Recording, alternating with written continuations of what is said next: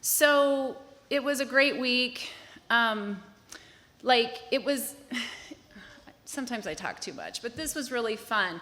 We all got condos in this kind of little cul-de-sac area that was off the road. And so we were like in Westmark Village.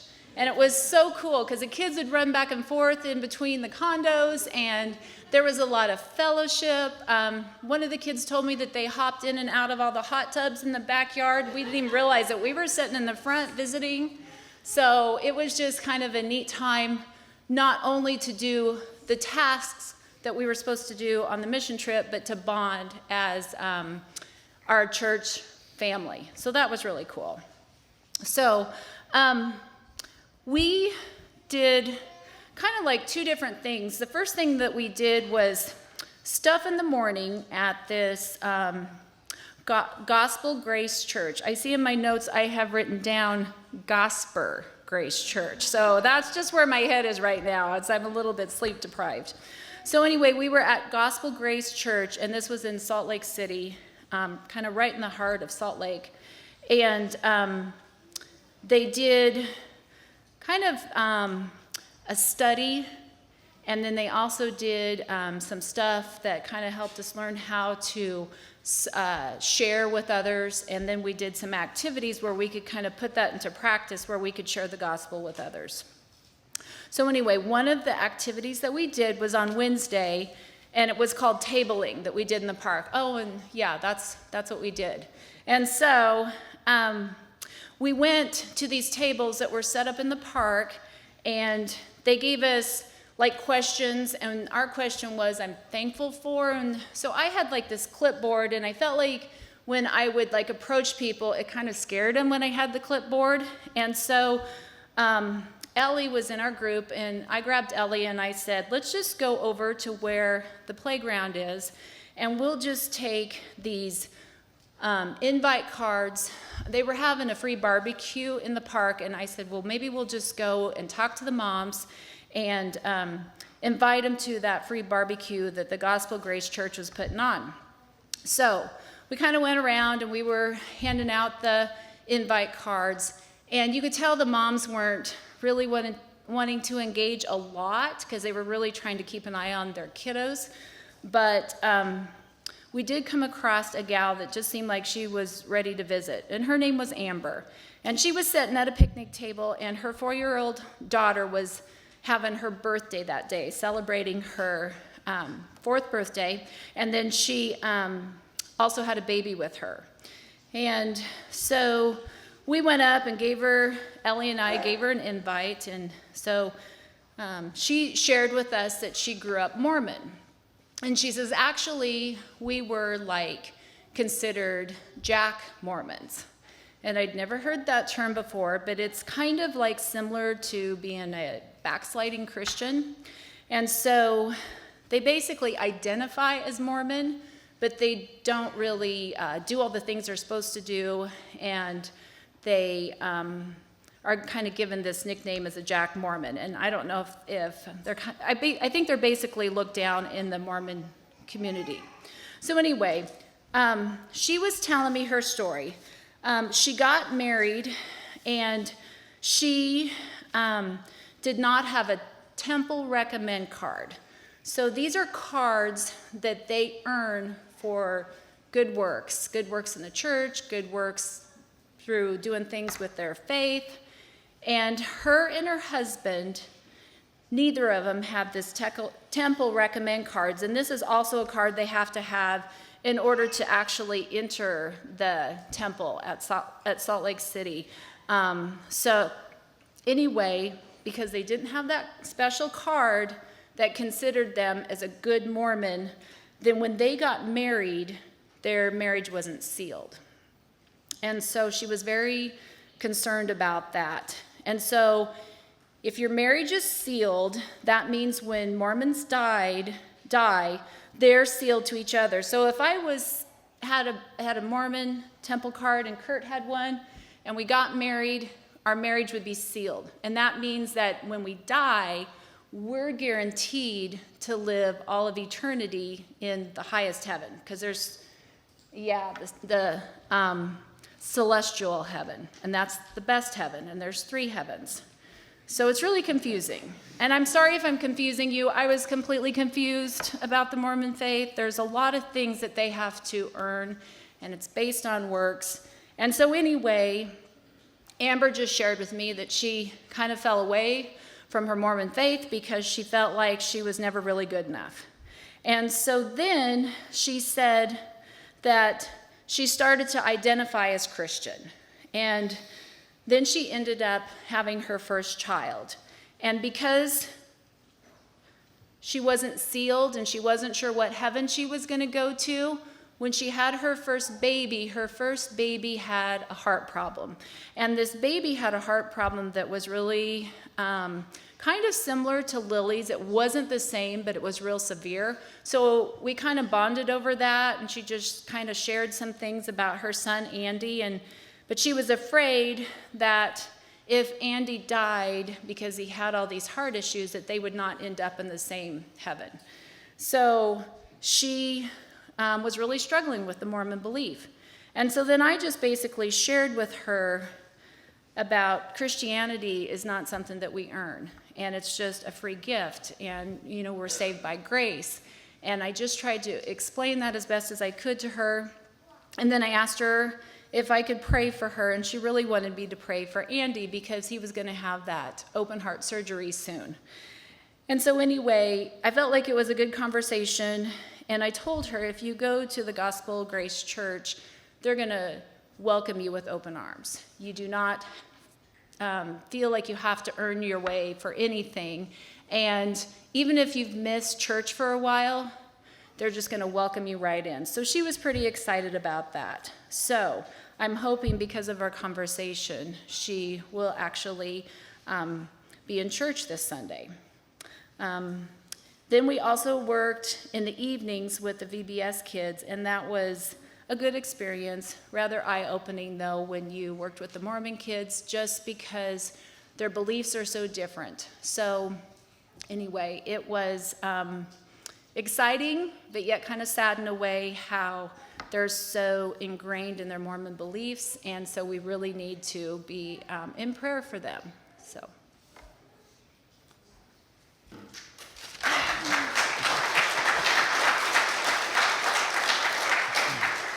I found out 2 minutes ago that I'm supposed to be up here. So I'm not as prepared. I didn't write it till 12:30 last night. You didn't write a book? Yeah. But yeah, the week, I guess for me, our morning sessions at Grace Gospel, or Gospel Grace, was, I enjoyed them. That, like I said, we went through Ephesians 4, and the one big takeaway that I took out of all of his talking was our tongues are the dipstick to our hearts. What comes out of our mouths, examine what's coming out of your mouth. That's truly what's in your heart. And if Jesus isn't in your heart, that's not going to flow out of your mouth to love.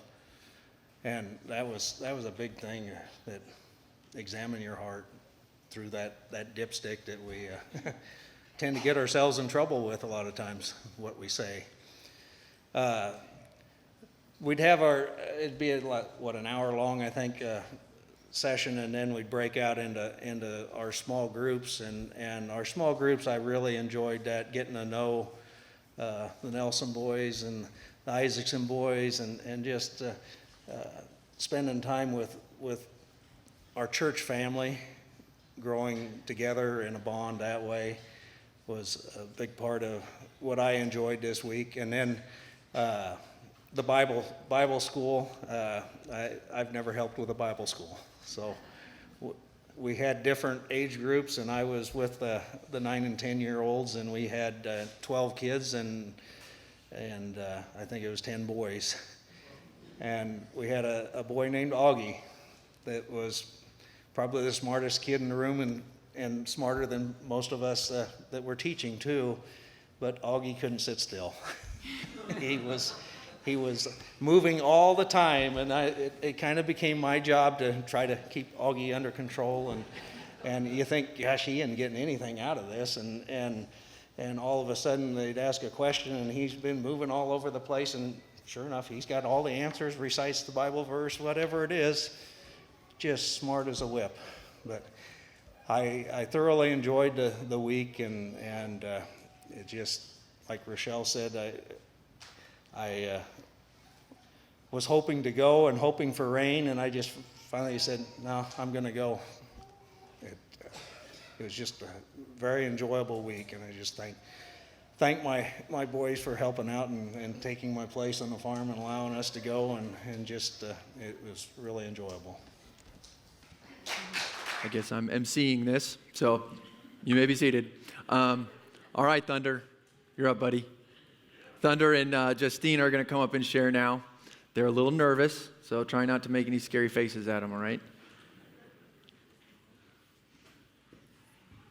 Well, real quick before I let them go here, raise your hand if you are familiar with Mormonism, just in the sense that you're like, I could probably tell you what they believe. Okay, all right. So, this is pretty important. Mormonism, as a general, a quick overview, is that they would say, yeah, the Bible is true, but back in the 1800s, there was a guy named Joseph Smith who found these golden plates, and that actually revealed to us the next revelation of God's Word. And so there's this other book called the Book of Mormon. And what we believe is that the Bible's true as much as it agrees with the Book of Mormon. And so they place the Book of Mormon above the Bible. And in the Book of Mormon, there's all sorts of additional legalistic things. You have to do this, you have to do this. But in general, the overall gist of it is very, very misogynistic, right? A lot of Mormonism originally was built around the belief of polygamy. So a lot of that still really exists in how it's designed, how the whole church works. In addition to that, the structure of it is very authority-driven. So there's currently there's a prophet. They always have a person who speaks for God. So at any point in the day, it doesn't happen often, but they can change the Book of Mormon. God can just sort of add some stuff or take some stuff away. And so you look back through the history, polygamy was fine up until the federal government said, hey, you can't be a state if you practice polygamy. Well, we got a revelation, and turns out we're not going to do the polygamy thing anymore. And then, women weren't allowed to really be in any position in the church at all until women's suffrage. And then it was like, well, all right, yeah, women can be involved in the church. And African Americans weren't allowed to be in the church at all until the 70s, when the civil rights movement, really kicked in out west. And then it was like, okay, all right, yep, all right, African Americans come in, and you can't drink caffeine until they bought controlling interest in Coca-Cola, and now, okay, all right, yeah, we can have some Coke. So these sorts of things continue to change. And one of the huge controlling aspects of that is if you're not following all the rules, then you're damned. Right? If you don't try hard enough, if you don't give enough money, if you don't act the right way, then God doesn't love you. God doesn't save you. There's no grace. It's all shame. It's all guilt. It's all darkness. And so people are trapped in this cycle where there's a huge, huge suicide rate, enormous depression rate. Zoloft is the #1 pill prescribed in Utah, right? So drastically, I guess, suffocating culture that these people live in. And because it's been there, it was there first, right? It was there before all of us. They control a lot of politics. All politics. They control major systems like the school systems. They control entire neighborhoods. So the church that we went out to support, that we've helped launch, and we're partners with out there, they're in a town called Farmington, about 29,000 people in this square area. They're really the only gospel church in that area for 29,000 people. Within that little square, there's 49 wards, which are where the Mormons congregate. 1 to 49. So there's a lot of people there who have literally just never heard the gospel. So if they were to all speak Spanish, if Utah spoke Spanish as its own language, missionally, we would consider them an unreached people group because it's less than 2% Christian. Right? So going out there, being able to be a part of this was stepping into a pioneer world. Like I've talked with people who have, all they've ever known was they don't even know they're in a cult. Right?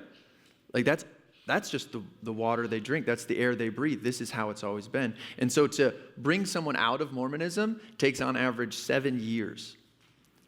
7 years, because that's who your neighbors are. They all go to the same ward as you. It's geographic. You don't get to choose. You go to that one at that time, and you type your code in to make sure that you're there. And if you were to leave, every single neighbor knows it. If you were to have problems, every single neighbor knows it. So what happens? Oh, I don't have problems. Not in our family. And then your teenager kills himself. It's horrible, and it's dark, and it's controlling. And so being able to walk into that and share with these kids at the VBS, to go to the park, to go to the car wash, which these guys are going to talk to you about, it was incredible. It was incredible to be able to share light with people who have never seen the light before. I talked to a guy, I said, don't you think shame is like a problem? And he says, yeah, but we just all live there. I said, you don't have to. But that's all they've known. All right, who knows a little bit about Mormonism? Okay, there we go. All right, you're up, buddy. Go get him. Hey, I'm Thunder. Yeah, I did not prepare a speech at all.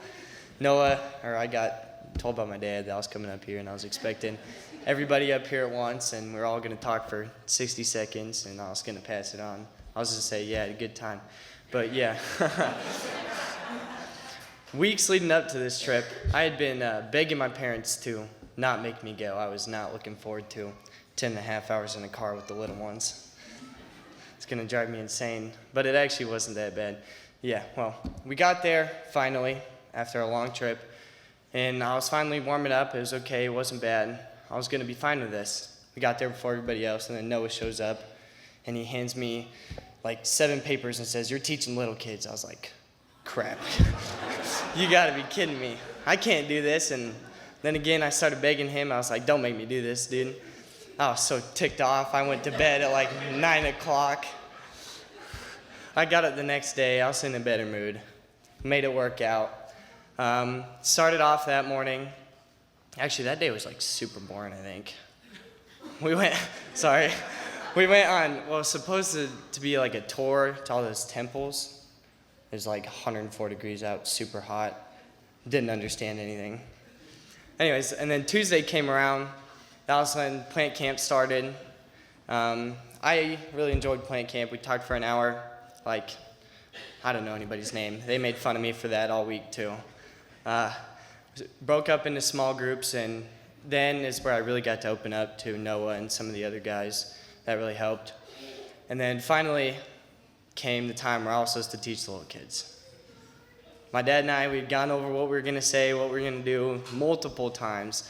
I was nervous. I get up there, I'm fidgeting, messing with my hair, and then some kid in the crowd, or one of the little kids, his name is Silas. He goes, "Are you trying to be handsome right now?" Oh yeah, that was definitely good. That helped a lot. So yeah, I made it through the teaching. I was still alive. Barely. Yeah, no, it was a great experience. Being able to be a part of planting the seed in those little kids' lives and other lives was amazing. And then I believe it was Tuesday, we did something called canvassing. We went around, we placed little flyers on people's doors. Sunshine and I did that. Oh, if you don't know who Sunshine is, that's Hayden Muirhead. He plays the drums up here every once in a while. Yeah, we went around the neighborhood, placed little things on people's doors.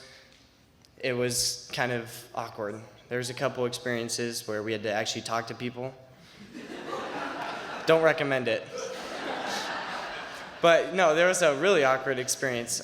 Some lady just pulled up to our house as we were going up there, and she opened her door, saw us, and then closed it right away. And we're looking at her like, we waved, and she's sitting in her car, so I was like shaking her head and mouthing stuff at us, and Sunshine and I are like, I mean, she's throwing hand signals. I don't even know what she's trying to tell us. We're trying to get her to roll the window down.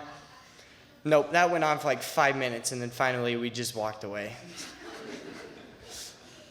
Yeah, supposedly we took way too long to do that too. Canvassing Noah, we got yelled at by Noah.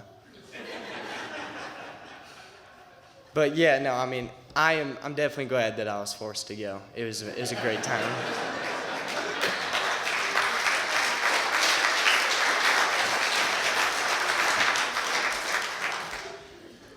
Good morning. My name is Justine. And this last summer, or this year, I've been reading through Romans in my personal devotion. And so if you guys want to open with me to Romans 10, we will read it together, because I got to Romans 10 the middle of the week, and it just really hit me that this definitely applies to all of us, but specifically to the people of the Mormon Church. It says, "Brothers and sisters, my heart's desire and prayer to the God of Israel is that they may be saved. For I can testify about them that they are zealous for the God, but their zeal is not based on knowledge. Since they did not know the righteousness of God and sought to establish their own, they did not submit to God's righteousness. Christ is the accumulation of the law, so that there may be righteousness for everyone who believes. Moses writes this about the righteous, that is by law, the person who does these things will live by them. But the righteousness that is by faith says, do not say in your heart, who will ascend into heaven. This is to bring Christ down, or who will ascend into the deep.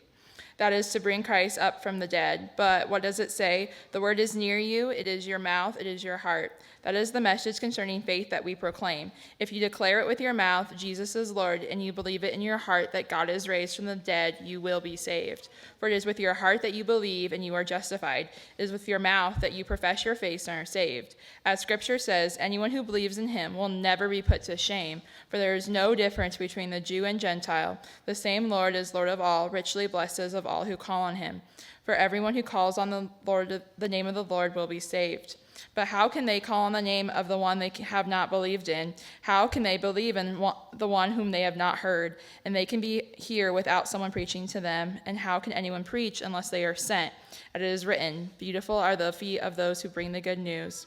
But not all the Israelites, but Mormons, have accepted the good news. For Isaiah says, the Lord who has believed our message. Consequently, faith has been hearing the message, and the message is heard through the word of Christ. But I asked, did they not hear? Of course they did. The voice has gone out into all of the world, and all into the ends of the world. Again I asked, did Israel not understand?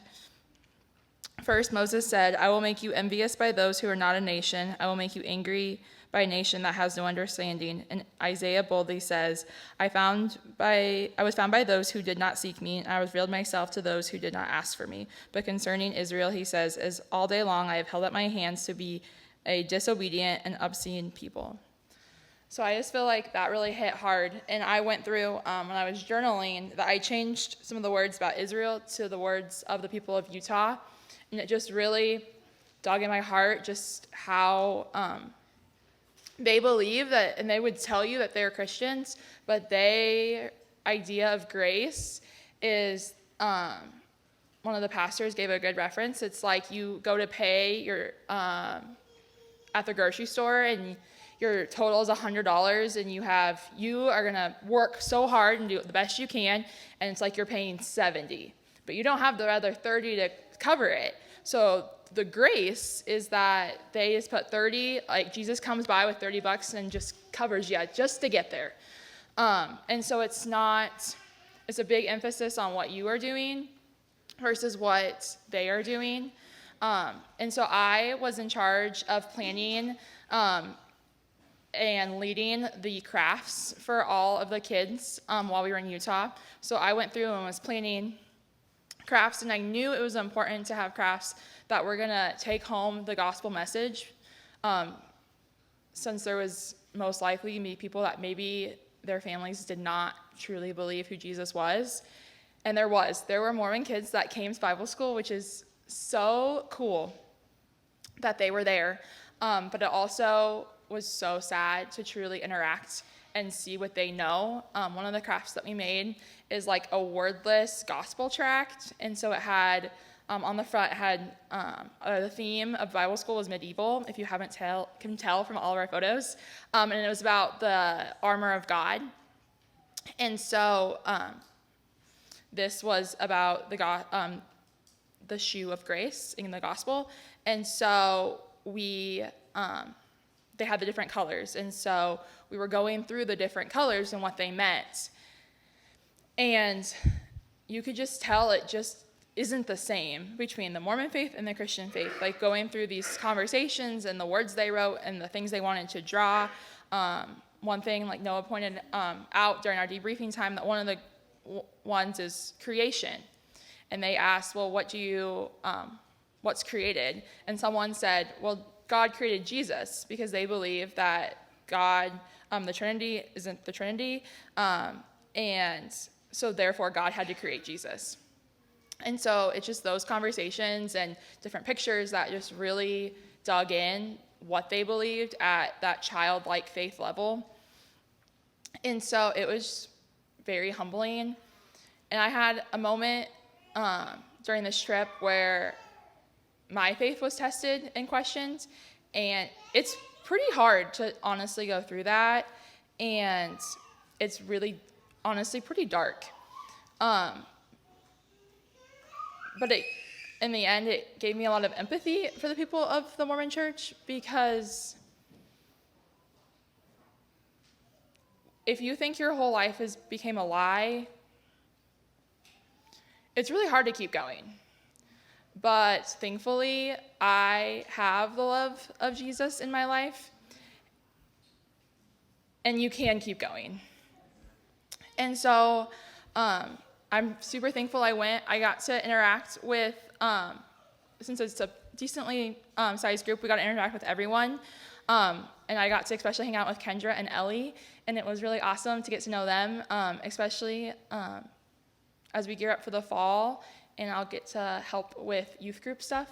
And so it was just a really good, I feel like, launching step to not realize there's things in Utah and around the whole world that don't know people, but it's still important here in Phelps County and Gosper County and Dawson County that we are getting the gospel to our people as well. And it is important to launch into that. And so I'm thankful for the church and the support that we had, both financially and prayer, that we were able to be sent into the mission field of Utah. Seated. You guys should just see. When you don't hear the music, you can. John and Ellie Isaacson are going to come up. They're going to share with us.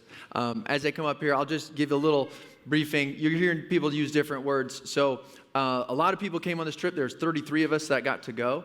And as you can tell, there's different age groups.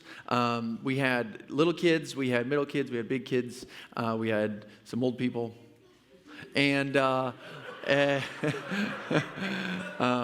anyway, as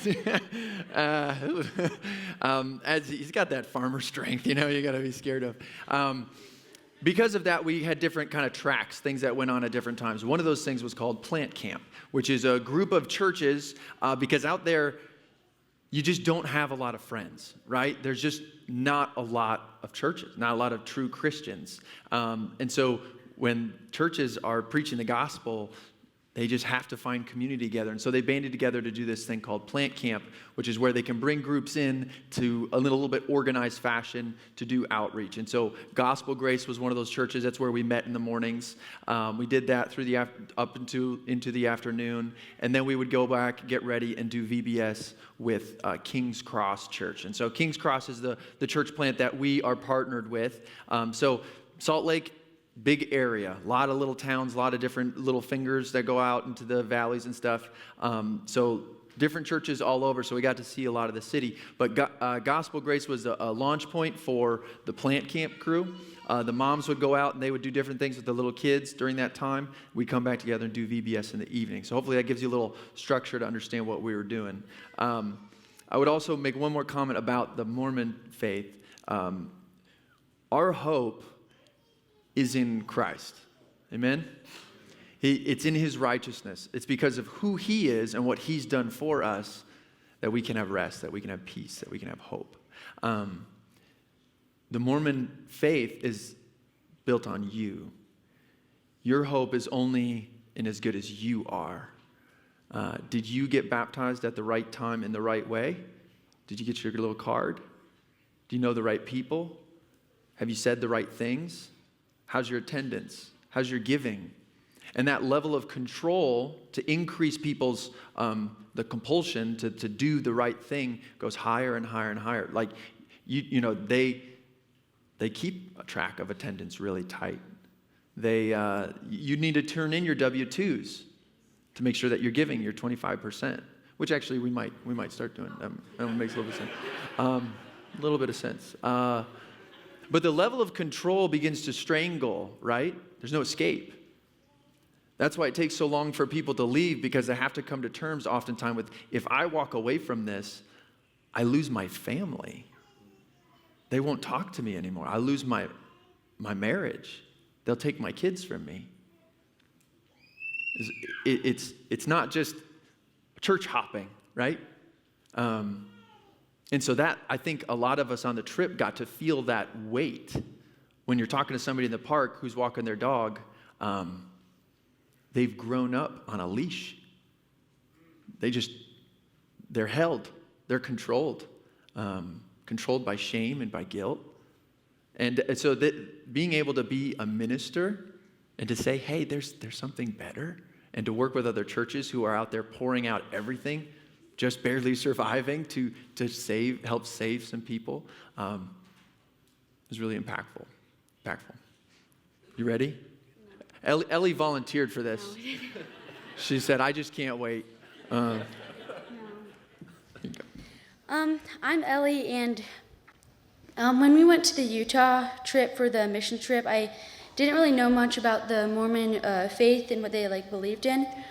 But when I started learning more about them, I realized how lost they were. And I was helping with crafts at VBS, but then the last day I got to help with one of the classes, and I got to talking to a little Mormon girl, and she was saying, I was asking her questions how old are you? And she said, I'm 8 and I'm getting baptized next month. And I knew that they got baptized when they had to get baptized when they were 8. And I just told her, in our church, we believe that when we have Jesus in our hearts and when we want to express our faith, and that's when we get baptized. And it broke my heart knowing that she was not going to go to heaven. And it's really hard seeing all those people that, and knowing that they're not going to go to heaven.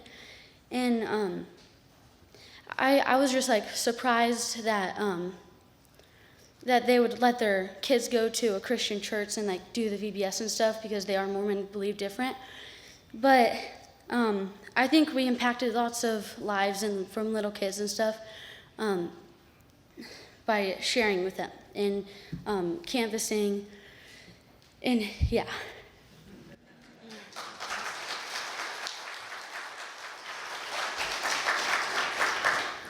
Well, I'm John Isaacson. Most of you know me, but if you don't, she's our oldest daughter. My wife's in the back, and our boys are in the front, in the middle there. One thing that really stuck out to me in the process that God uses in a Mormon's life, as they start to unpack and undo the layers of their faith, as He starts to get a hold of their heart. It's a process that we heard called deconstruction. Now, you think of deconstruction of a building and you take it apart. Well, this process of deconstructing their faith, and Noah mentioned it earlier, could take years, up to 7 years. There's so many words and phrases that they use that we use, but mean completely different things. So when sharing our faith, it's difficult, it's hard. With that being said, the work that King's Cross Church and other Salt Lake City area churches are doing is laborious, and time consuming. This process of deconstruction and then reconstruction can sometimes take, like Noah said, up to 7 years, but it's worth it. We were able to witness many people and kids starting to question what they've been taught, this indoctrination of the Mormon faith. And what a joy. What a joy it was to see that. Westmark family, maybe you're new here. Maybe you've been here for 100 years. If you haven't heard of King's Cross Church before today, or maybe you're just skeptical what this is all about, just know that the work being done in Salt Lake, in Farmington, through King's Cross and other local churches is incredible. Please keep Austin Glenn, the pastor at King's Cross, and his team, his wife and family, please keep them in your prayers. There are many spiritual attacks happening there as God pulls people out of the LDS faith. Church, be encouraged that your prayers have been heard and your financial gifts are being used to further God's kingdom. Thank you. He's an oldie but a goodie. I wanted to share a little bit of what was so impactful to me on this trip. As you've been getting probably one of the first pictures of Mormonism as you've ever seen it, it is dark and it is hard to, it's almost hard to think about how, I guess it's so hard to understand how deep the control of people's lives are. I think when you begin to understand their theology, that they'll say there's a God, and you'll say, yeah, there's a God. Well, what they mean is there's a God over this, our world. And that God was once a man on a different world. And he lived a good life, and so he got promoted to God. And so that's my hope. If I live good, I'll get promoted, I'll become a God, and then I can have my own worlds. And they'll be filled with people. So they're actually polytheists. They believe in millions and trillions and billions of gods. There's all sorts of them out there. It's a very self-focused faith.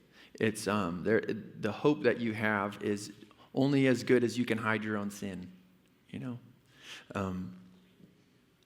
We've been able to partner with this church, King's Cross, and some of these guys out there in a really important way. I got a message after we left from the plant camp people who said we were part of, they had 4 weeks of plant camp, and we were one of the groups that came, and they were able to distribute, that's Satan. Don't pick it up. They were able to distribute 71,000 flyers, invitations to church this summer, which, if you think about, is more. No, that's not right. Justine, where are you? What was the number? Okay, whatever. We'll run with that. 71,000.